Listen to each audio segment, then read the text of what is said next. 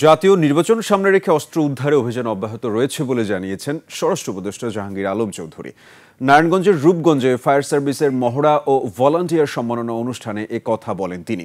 দুর্যোগ মোকাবেলায় ৫৫,০০০ ভলান্টিয়ারকে প্রশিক্ষণ দেওয়া হচ্ছে বলে জানান স্বরাষ্ট্র উপদেষ্টা। এ সময় ভলান্টিয়ারদের পাশে থাকার প্রত্যাশা করেন তিনি।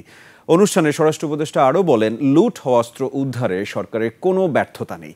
পুলিশ বাহিনীতে সমস্যা থাকলে পরামর্শ দেওয়ার সুযোগ রয়েছে, সরকার তার সুপারিশ আকারে বিবেচনা করবে।